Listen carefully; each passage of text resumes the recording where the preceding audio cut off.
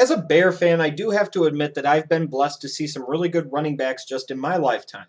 And beyond question, the Chicago Bears have the greatest pedigree of players at the running back position in the entire history of the NFL. It's not even close. You look at the Hall of Famers like Red Grange and Bronco Nagurski, and the guys like the one play McAfees and the Gale Sayers and the Walter Paytons, the other special backs over the years, or the other really good backs they've had over the years, such as Beatty Feathers, the first ever 1,000-yard rusher.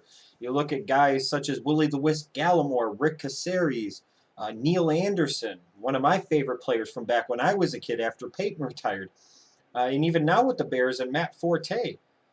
They've had a history, a pedigree of having great running backs and great play at the running back position. So when I look at this 2013 NFL draft, it does sadden me to see what's happened over the course of the past decade or so, which is a real devaluing of the running back positions. More teams going to spread out systems, pass first systems, and running back by committee systems. It just means the running back isn't as important as it used to be. Most years when you would go into a draft, you would measure the strength of a draft by if a quarterback was going to be going number one or if a running back was going to be going number one or two. Because if you had an elite quarterback and an elite running back talent, those guys, even if you had other elite talents at other positions, those guys were always going to go 1, 2. Or if you had three of them, you have 1, 2, 3. It doesn't work that way anymore. You look at this year's draft class, it does lack elite talent. And I would almost argue that it lacks first-round talent. I mean, this might be one of those rare instances where we have 0 running backs go in the first round. Somebody could end up surprising us and taking one very late in round 1, but at this point in time, I doubt it. So it's a class that lacks star power. It's a class that lacks elite talent. But what it lacks in that, I think it makes up for in the depth of the class overall and the number of contributors and potentially very solid NFL starters that make up this 2013 NFL Draft running back class. Now below, I've put my rankings of the top 15 running backs, in my opinion, in this class, 1 through 15. And then I'll also put where I feel their draft stock is. So where I may rank somebody might not be reflected in their draft stock necessarily, or vice versa.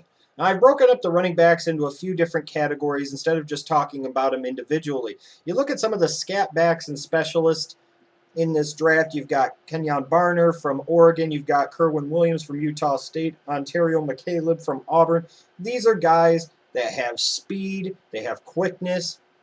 They have all-around skill, but they maybe lack the size and the toughness to be an every down running back or be a between the tackles runner, but they could still contribute as a change of pace back. They could contribute as a pass catcher. They can contribute as a return specialist. Now, these are the type of guys that you don't typically take, let's say, in round 2. Maybe if you think along the lines of maybe a LaMichael James going in the second round to San Francisco last year. Sometimes those guys will go that high, but in general, specialists like this start to go in the 3rd, 4th, 5th, 6th round. But I will tell you this much. If you had the chance to get somebody like a Darren Sproles in a 4th round, you'd take that in a heartbeat. Those guys are NFL players, and they end up being key contributors and being parts of very good teams. And you didn't have to pay a whole lot to get them. So when I look at guys like Barner, I look at Williams, I look at McCaleb, I don't expect any of them to become starting NFL running backs, but I do expect them all to be key contributors, potentially on good offenses. The guys that can bring another dimension, the guys that can be a home run threat occasionally out of the backfield, or keep defenses honest on 3rd and long with the draw play, can go out wide and create mismatches as a pass receiver. They can go back into the return game on punts and kickoff returns, and they can create havoc there and impact the game by changing field position. As a Bears fan, I saw over the years how much Devin Hester could impact the game just as a returner. And fans of other teams know how much a returner can impact the game.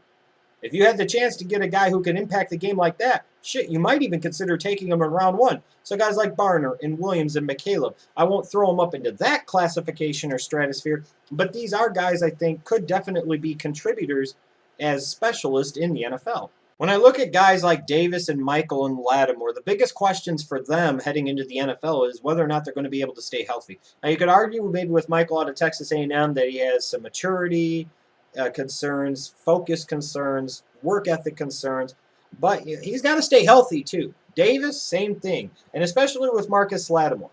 These are three guys here that on paper you look at them and they look like first, second, maybe early third round talents. But for different reasons, they just aren't. But one, two, or all three of them could still be taken maybe in the late second, early third round, or maybe by the middle of the fourth round. I look at a guy like Marcus Lattimore in particular. There's a lot of discussion about how his legs and body are going to hold up in the NFL. He's had 2 major leg injuries over the past 2 years. The way I look at Lattimore is this, is he's a first-round talent physically in terms of the different skills he brings to the table if you take health completely out of it. And he probably has the health of a player that you wouldn't want to spend anything more than a 7th-round pick on, who didn't have Marcus Lattimore's talent. So he has first-round talent, 7th-round durability. You put those two together, and you've got a 3rd or 4th-round pick that becomes a type of player that can become a starting running back for you in the NFL, maybe even by the end of year 1, definitely in year 2. He's the type of guy that you take a gamble on if you're an organization, and you end up becoming big winners because of it. These are the type of players that you take when it works out. They help make you a championship caliber team. So as a result, if you're asking me, if I was an NFL executive and I was looking in the 3rd or 4th round to take a player with big time starter upside, maybe there's some risk, maybe there's some gamble, but I have the ability to take that risk, I have the willingness to gamble, I'm rolling the dice, and out of the 3 of these guys, I'm definitely taking Marcus Lattimore for sure.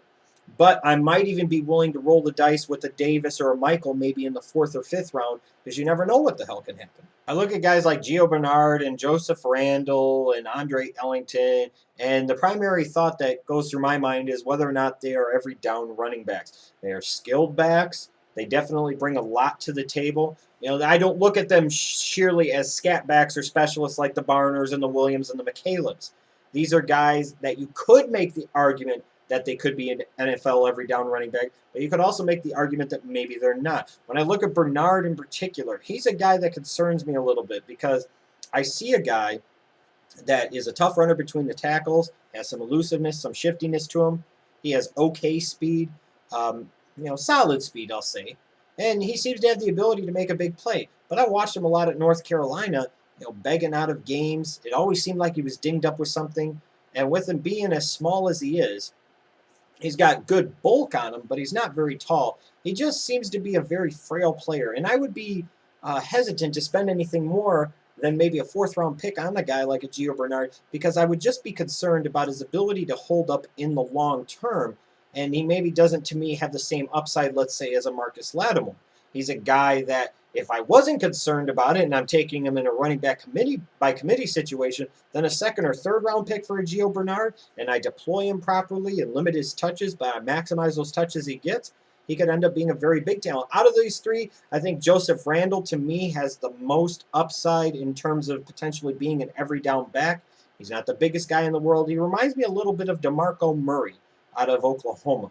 I think that's the type of player that he is, at least when I see him. So these are 3 guys that NFL teams, I think, are going to be looking at him and really ultimately trying to determine whether or not they view him as, contributors, or if they view him as every down backs, or are they just kind of in that tweener role where they really don't fit one way or the other.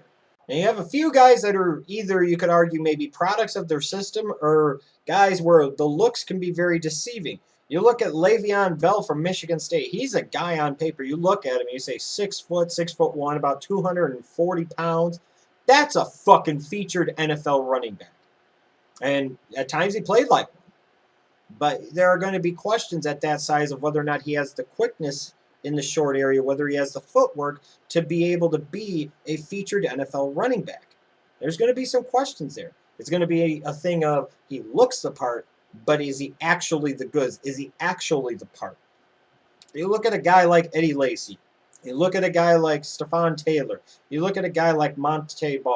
These are 3 guys that were very productive college running backs, but you could also argue came from very powerful and very run-heavy, very talented offensive systems. Especially in the case of Eddie Lacy, there are concerns about maybe whether or not he looks the part again, but would he actually be able to handle a full workload? How's he going to be where maybe in the NFL his offensive line isn't as good as the one he had at Alabama? When you look at a guy like Montee, he's a guy who's carried a lot of the workload the past couple of years. Is Is his body taking more damage than some of these other guys? Is he the product, again, of a Wisconsin system that continues to produce one or two NFL offensive linemen every year? And Stepfan Taylor, Stanford, same thing. He's kind of a thing when you look at the product of the system, you look at the numbers and you say, oh, man, this guy put up some really big numbers. He's automatically going to be a stud. Well, you also got to remember he played at Stanford where they played with a lot of 2 and 3 tight end sets, and they played in a very conducive to running the ball offense. That's a lot for me to say. I get that.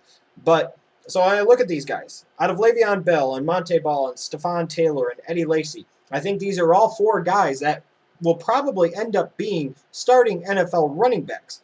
But if you're a team wanting to draft one of these guys, you might take a little bit of a pause because you're kind of concerned of if they really are the full package, or if they were just the product of a system and maybe the skills that they were able to showcase in college, they might not be able to showcase the same in the NFL. Last year, Alfred Morris was a 6th-round pick, and all he did was proceed to go on and rush for 1,600 yards for the Washington Redskins. Was a big reason they made the playoffs, not just RG3. Alfred Morris played a huge role in that. So going into this year's draft, just like in other years in the past where Curtis Martin was a mid-round pick, Terrell Davis was a 6th-round pick, teams are always looking for that great value pick at the running back position, that guy they could take somewhere between the 3rd round and the 7th round that is under the radar but comes in and produces like a 1st-round pick. And when I look at a guy that I see could go somewhere between the 4th and the 7th round, that's kind of under the radar, has some of the things that I like to see out of a starting NFL running back, but maybe has 1 or 2 flaws, I think of Stepfan Jefferson from Nevada.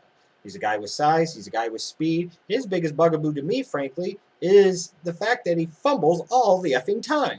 He's got that, what you might call a Rashaan Salama-itis. Ball security is boo-boo.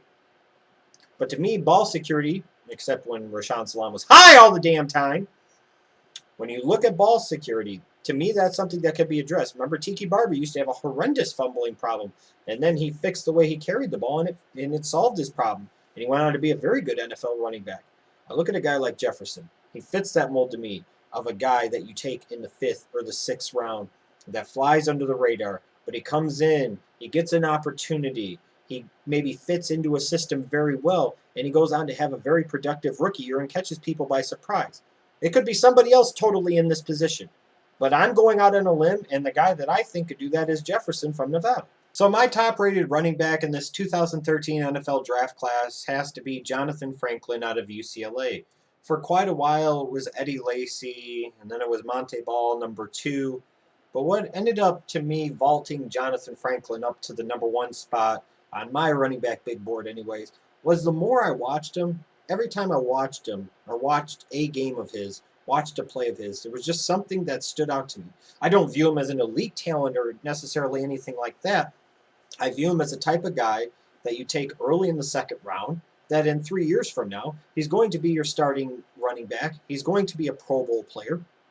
And as a result, you're going to view him as like he was a 1st-round pick. And people are going to look back 3 years from now and say, why the hell wasn't Jonathan Franklin taken in the 1st round of the draft? We have those players that are like that every year. And I think Jonathan Franklin could be one of those this year. He's not the biggest guy in the world. He's not the fastest guy in the world. But I think he's big enough.